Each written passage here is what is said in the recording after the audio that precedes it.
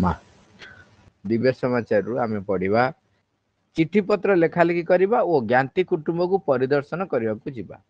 M କୁ ମାତ୍ର 28 ବର୍ଷ ହୋଇଥାଏ। ସେ ପ୍ରଥମେ ଆସି ଅଗଷ୍ଟ 15, 1926 ମସିହାରେ ଆଶ୍ରମରେ ଯୋଗଦାନ କଲେ। ଶ୍ରୀଅରବିନ୍ଦ ତାଙ୍କୁ ପଚାରିଲେ, ତୁମର କୌଣସି ରୋଗ ଅଛି କି? ସେ ଉତ୍ତର ଦେଇଥିଲେ, ନା। ଶ୍ରୀଅରବିନ୍ଦ ତାଙ୍କ ସମ୍ବନ୍ଧରେ ମନ୍ତବ୍ୟ ପ୍ରଦାନ ପୂର୍ବକ ଶ୍ରୀମାଙ୍କୁ କହିଲେ, ତାଙ୍କର ଚୈତ୍ୟ ପୁରୁଷ ଖୁବ୍ ଭଲ। ଦୀର୍ଘ 12 ବର୍ଷ ଧରି ସେ ତାଙ୍କ ପରିବାର ବର୍ଗଙ୍କୁ ନିକଟକୁ ଗୋଟିଏ ହେଲେ ପତ୍ର ଲେଖିନଥିଲେ। ଦୀର୍ଘ 12 ବର୍ଷ ଧରି ସେ ତାଙ୍କ ପରିବାର ବର୍ଗଙ୍କ ନିକଟକୁ ଗୋଟିଏ ହେଲେ ପତ୍ର ଲେଖିନଥିଲେ।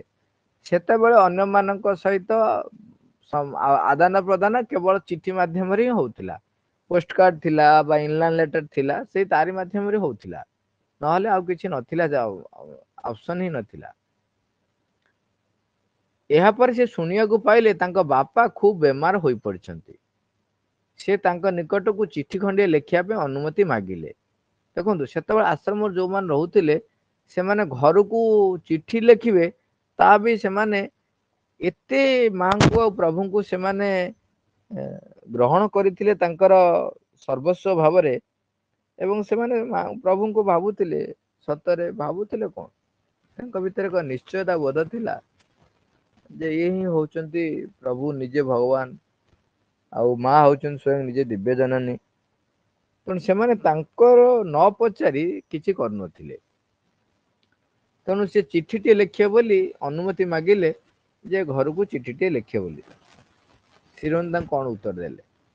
ଶ୍ରୀଅରବିନ୍ଦ ତାଙ୍କୁ ଉତ୍ତର ଦେଇଥିଲେ, ତୁମେ ଯଦି ତାଙ୍କୁ ଦେଖିବାକୁ ଚାହୁଁନାହଁ, ତେବେ ତାଙ୍କ ନିକଟକୁ ଖଣ୍ଡିଏ ଚିଠି ଲେଖିପାର।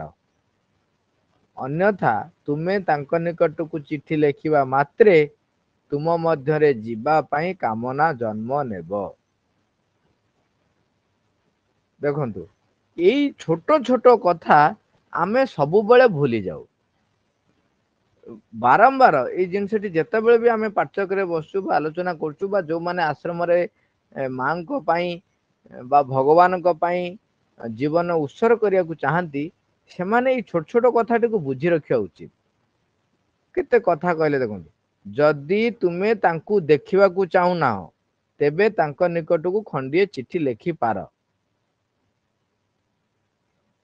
ଯଦି ତମେ ଚାହୁଁଛ ନାହିଁ ମୁଁ ତାଙ୍କୁ ଦେଖା କରିବାକୁ ନାହିଁ, ତାହେଲେ ତମେ ତାକୁ ଖଣ୍ଡିଏ ଚିଠି ଲେଖିପାର।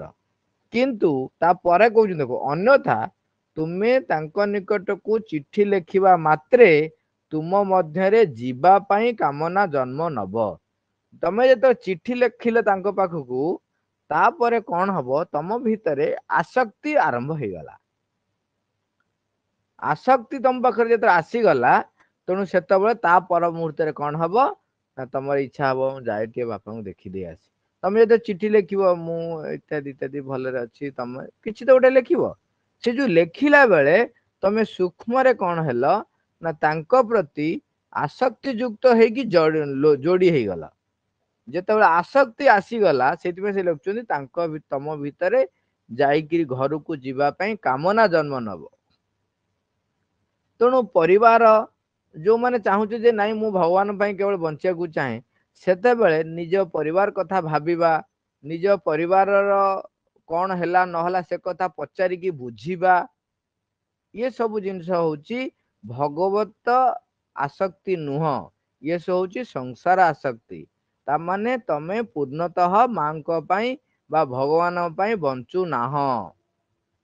କାରଣ ଯେତେବେଳେ ତମେ ପରିବାର କଥା ବୁଝିବାକୁ ଚେଷ୍ଟା କରୁଛ, ତାଙ୍କ କଣ ହେଲା, ଭଲରେ ରହିଲେ ନା ନାଇଁ, ଏସା ତେସା ଢିଙ୍କି ବଗ, ଯେତେବେଳେ ତମେ ବୁଝୁଛ, ତମେ ଆଉ ମାଙ୍କର ହେଇକି ରହିଲ ନାହିଁ।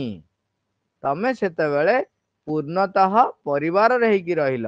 ତେଣୁ ତମେ ସାଧନା କରୁନାହଁ ବୋଲି ଜାଣିଯାଅ।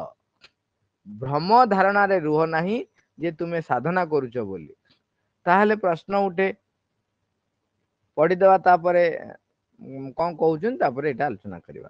ଏମ୍ କୁହନ୍ତି, 1926 ମସିହା ନଭେମ୍ବର 24 ତାରିଖ ପରେ ଶ୍ରୀଅରବିନ୍ଦ ଆଶ୍ରମର ସଭ୍ୟମାନେ ବାହାରକୁ ଯିବାକୁ ଆଦୌ ଚାହୁଁ ନଥିଲେ।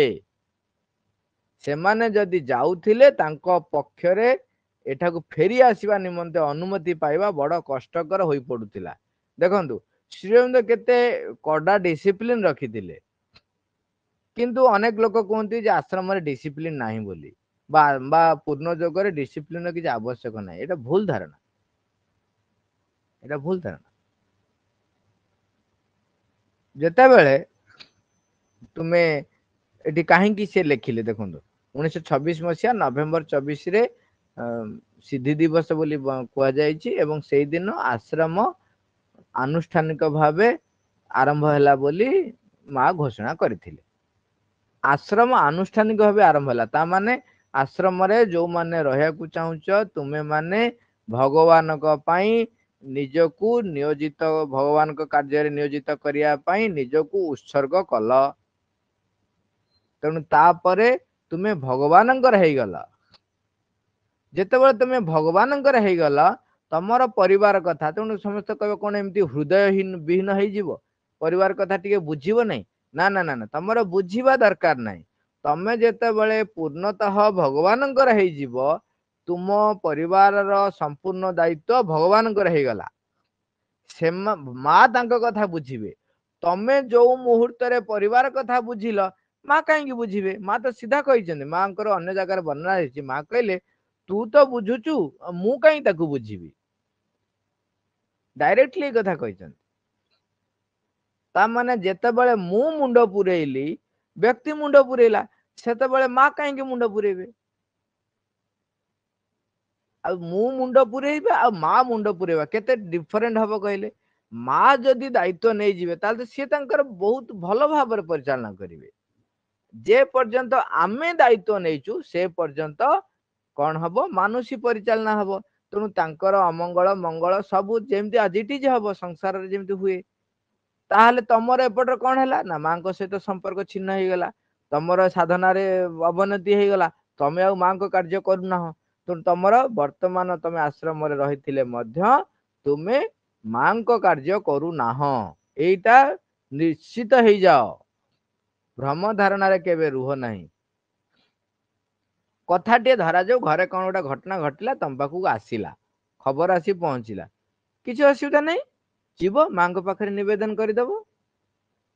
ଆମେ ପଢିବା ଭିତରେ ଭିତରେ ରହିଛି କେତେ କଥା ହେଇଛି, କେତେ ଘଟଣା ହେଇଛି।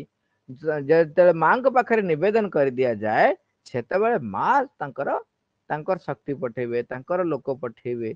ଲୋକ ପଠେଇବେ ମାନେ ବାହାର ଲୋକ ନୁହଁ, ସବୁ ସୂକ୍ଷ୍ମରେ ସବୁ ଦେବାଦେବୀ ମାନେ ଆସିବେ, ସେ ତାଙ୍କର ଯାଇକିରି ସେ ପରିବାର ଦାୟିତ୍ୱ ନେବେ, ତାଙ୍କୁ ସାହାଯ୍ୟ କରିବେ।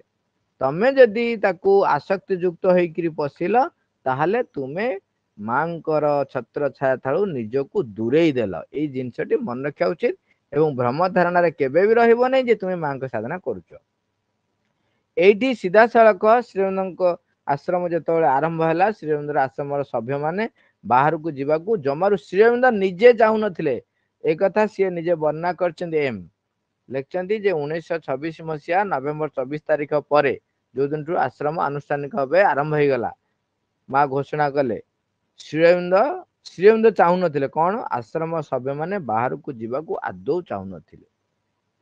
କାହିଁକିନା ତମେ ଯେତେବେଳେ ବାହାରକୁ ଗଲ, ବାହାରର ପରିବେଶ, ବାହାରର ଯୋଉ ଶକ୍ତି, ତା ଦ୍ୱାରା ତମେ କବଳିତ ହେଇଯିବ। ଆଶ୍ରମର ଯୋଉ ଡିସିପ୍ଲିନ ଭିତରେ ଏଇ ଡିସିପ୍ଲିନଟି ସେଥିପାଇଁ ରଖାଯାଇଥିଲା ଯେ ଚାହୁଁନଥିଲେ ସେ ଯିବା ପାଇଁ କେହି। ଲେଖୁଛନ୍ତି ଯୋଉମାନେ ବାହାରେ ଯାଉଥିଲେ ତାଙ୍କୁ ଏଠାକୁ ଫେରି ଆସିବା ନିମନ୍ତେ ଅନୁମତି ପାଇବା ବଡ କଷ୍ଟକର ହୋଇ ପଡୁଥିଲା। ଦେଖନ୍ତୁ ଶ୍ରୀଅରବିନ୍ଦ କେତେ ଡିସିପ୍ଲିନ ରଖିଥିଲେ। ଆମେ ସେଥିପାଇଁ କେତେ ଗୁଡେ ଜିନିଷ ମୁଁ ବି ଦେଖିଛି। ଦର୍ଶନ ଡେ ମାନଙ୍କରେ ମାମୁଁ କେବେ ଚାହାନ୍ତିନି କିଏ ବାହାରକୁ ଯାଇ କୌଣସି ଗୋଟେ ଫଙ୍କସନ ହଉ ବା ଅନ୍ୟ କୌଣସି କାର୍ଯ୍ୟରେ ଯୋଗଦାନ କରିବା ପାଇଁ, ଜମାରୁ ଚାହାନ୍ତିନି। ତାର ସୂକ୍ଷ୍ମ କାରଣ ବି ବହୁତ ଅଛି। ତେଣୁ ଆଶ୍ରମରେ ଆଟଲିଷ୍ଟ ଯୋଉମାନେ ଯେତେବେଳେ ସଂକଳ୍ପ କରୁଛନ୍ତି ଯେ ମାଙ୍କ ପାଇଁ, ଭଗବାନଙ୍କ ପାଇଁ କାର୍ଯ୍ୟ କରିବେ, ତେବେ ଶ୍ରୀଅରବିନ୍ଦ କେବେ ବି ଚାହାନ୍ତିନି ଆଶ୍ରମର ସଭ୍ୟମାନେ ବାହାରକୁ କୁଆଡେ ଯିବା ପାଇଁ। ସେ କଥା ସେ ଲେଖୁଛନ୍ତି।